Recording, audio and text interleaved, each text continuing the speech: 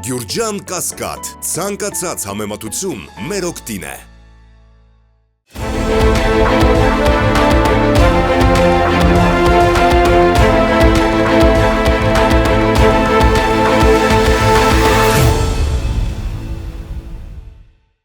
Բարև ձեզ մեդիա հաբի հարգելի հետևորդներ,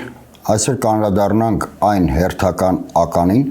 որը Նիկոլ Փաշինյանը փորձում է դնել հայոց պետականության հիմքում։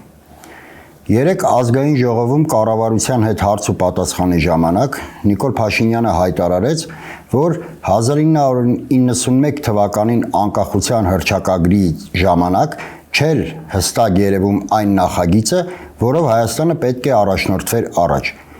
Սա Հայաստանի ու առհասարակ որևէ այլ պետության անկախության վերաբերյալ թերևս ամենատխմար ձևակերպումն է, որը կարելի է մտածել։ Պետությունները սովորաբար իրենց անկախությունը հռչակելուց հետո առաջնորդվում են ոչ թե նախագծերով, այլ հստակ քաղաքականությամբ, որը սպասարկում է տվյալ պետության շահը։ Իհարկե, այդ քաղաքականության հիմքում կարող է երբեմն ընկած լինել որևէ քաղաքական միավորի գաղափարախոսությունը, շեշտում եմ, քաղաքական միավորի, այլ ոչ կոնկրետ որևէ անհատի գաղափարախոսությունը, որը նույնպես ենթակա է փոփոխման, եթե փոխվի պետության շահը։ Իսկ նախագծերը սովորաբար լինում են շոու նախագծեր, բիզնես նախագծեր, իհարկե կարող են լինել նաև քաղաքական նախագծեր, բայց նախագծերը հիմնականում ստեղծված են կոնկրետ ժամանակով եւ կոնկրետ հարցեր լուծելու համար, որից հետո այդ նախագծերը պարզապես ավարտվում են։ Իհարկե, որոշ շերտեր կարող են ասել, որ պարզապես Նիկոլ Փաշինյանը փորձում էր համեմատություն անել, այդ նախագիծ կոչվածը ուներ փոխաբերական իմաստ, սակայն իրականում դա այդպես չէ։ Բառերը սովորաբար արտահայտում են կոնկրետ մտածողություն եւ ցույց են տալիս այն արտաբերողի իրական դեմքը։ Իսկ հիմա անդրադառնանք Նիկոլ Փաշինյանի այսպես կոչված նախագիծ տերմինաբանությանը, որը նա կոչում է իրավական ներողություն, որը նա կոչում է իրական Հայաստան եւ փորձում է ամրագրել սահմանադրությամբ։ Առհասարակ շատերը Նիկոլ Փաշինյանին բնութագրում են որպես բռնապետ, սակայն Նիկոլ Փաշինյանը այլևս սովորական բռնապետ չէ։ Նա անցում է կատարում դեպի ֆաշիզմ, որովհետև միայն ֆաշիստը կարող է մոգոնել սեփական գաղափարախոսություն, այնուհետև փորձել այդ գաղափարախոսությունը ամրագրել սահմանադրությունում եւ դրան տալ իրավական ուժ։ Այդ քայլով Նիկոլ Փաշինյանը փորձում է առհասարակ ոչնչացնել, փակել Հայաստանի երրորդ հանրապետության էջը, փակել Արցախի էջը, իրեն հռչակել Հայաստանի 4-րդ հանրապետության հիմնադիր հայր եւ գաղափարախոս։ Այլ խոսքով Նիկոլ Փաշինյանը փորձում է իր անձը դարձնել պաշտամունքի առարկա։ Դերևս պատերազմի 44-օրյա պատերազմի ավարտից անմիջապես հետո զգացվում էր Նիկոլ Փաշինյանի հիվանդագին երևակայությունը, երբ նա իրեն ուղիղ համեմատում էր Հիսուս Քրիստոսի հետ։ Բոլորդ կհիշեք Քրիստոսի չարչարանքները ֆիլմը, երբ Գողգոթայի տանջալից ճանապարհին Քրիստոսը դիմեց Մարիամ Աստվածածնին ասելով. «Մայրիմ, ես նորն եմ արարում»։ Ճիշտ այդպես Նիկոլ Փաշինյանը պատերազմից հետո հայտարարեց, որ ես նորն եմ ստեղծում։ Եվ ահա եկել է ժամանակը, երբ Նիկոլ Փաշինյանը փորձում է իր իսկ մոգոնած գաղափարախոսությունը պարտադրել մի ամբողջ ժողովրդի, այսինքն փորձում է Հայաստանի Հանրապետությունը սարքել կամազուրկ, նպատակներից զուրկ, ցանկություններից զուրկ, երազանքներից զուրկ մի տարածքային միավորման։ Եվ ամենազավեշտալին այն է, որ այդ ամբողջը ամրագրվելու է սահմանադրությամբ եւ ստանալու է օրենքի ուժ։ Իր մոգոնած գաղափարախոսության 14 դրույթներում Նիկոլ Փաշինյանը հասել է այնտեղ, որ ոչ միայն միանձնյա որոշում է, թե որոնք են լինելու պետության եւ ազգային արժեքները, այլ առհասարակ միանձնյա որոշում է, թե որն է լինելու մարդու երջանկությունը։ Սա պարզապես ոչ միայն քաղաքական, այլ նույնիսկ մարդկային նոնսենս է։ Հազարամյակներով փիլիսոփաները բանավիճել են, թե որն է երջանկությունը եւ թե առհասարակ կա արդյոք երջանկություն, թե ոչ։ Օրինակ քրիստոնյաները համարում էին, որ երջանկությունը Աստծո հետ կապի մեջ է։ Բուդդիստները համարում էին, որ երջանկությունը կայանում է նրանում, երբ մարդը ազատվում է տառապանքներից եւ հասնում է հոգեկան նիրվանայի։ Կոնֆուցիոսն ու Սոկրատեսը իրենց զրույցներում համարում էին, որ մարդու երջանկությունը մարդու առաքինի կյանքի մեջ է։ Կինիկյան փիլիսոփայությամբ համարվում էր, որ մարդու երջանկությունը դուրս է սոցիալական պայմաններից։ Իսկ ստոիկները գտնում էին, որ մարդը երջանիկ կարող է լինել այն ժամանակ, երբ փոխի իր վերաբերմունքը այնպիսի երևույթների նկատմամբ,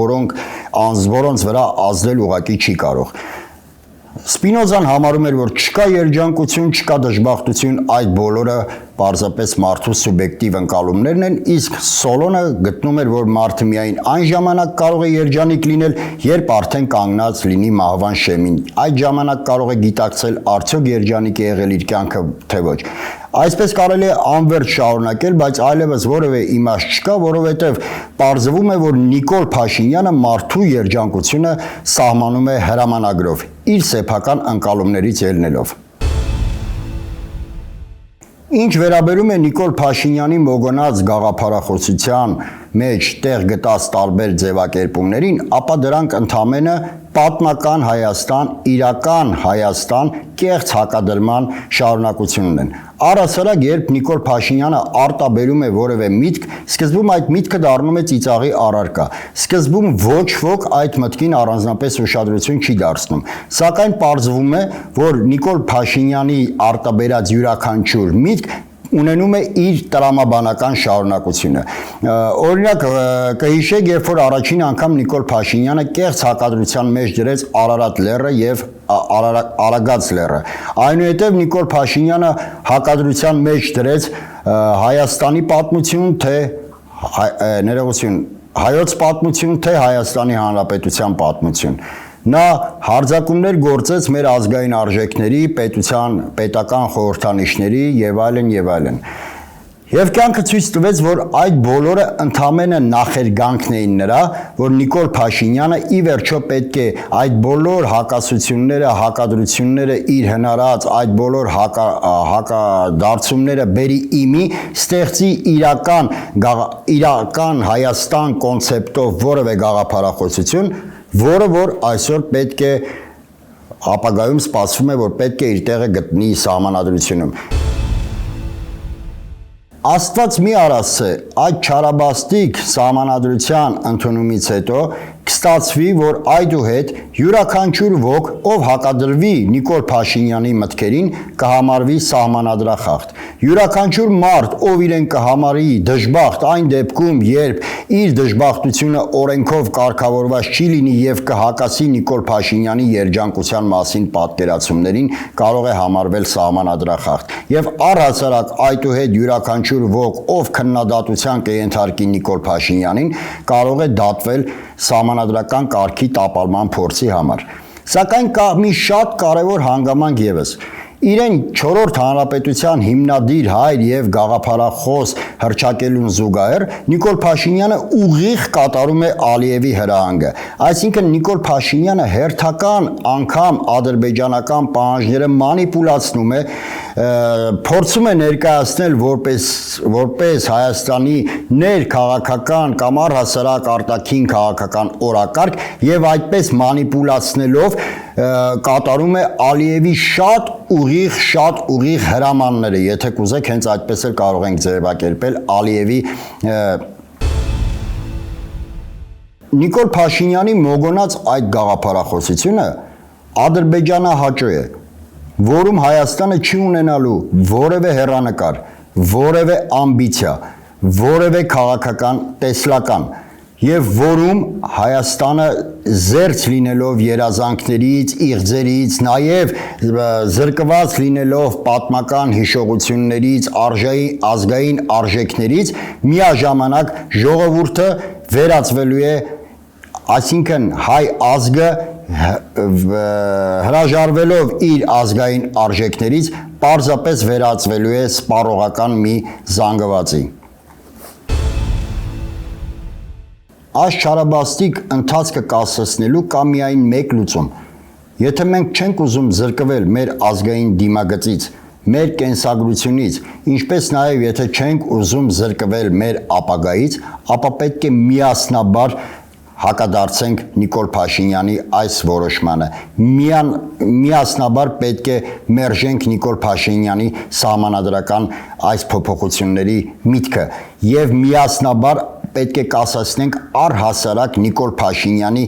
գոյությունը վարչապետի պաշտոնում։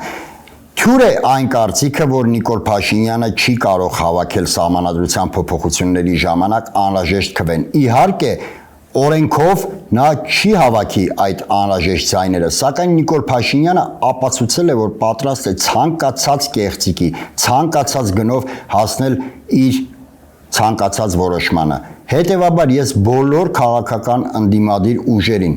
բոլոր անհատներին կոչ եմ անում չհապաղել եւ այսօրվանից իսկ լծվել այս սպասվող սահմանադրական փոփոխությունների կասեցմանը, որովհետեւ նժարի վրա է դրված ոչ միայն բուն սահմանադրությունը, քանի որ սահմանադրությունը ինչ որ մի պահի հնարավոր է փոխել, այլ նժարի վրա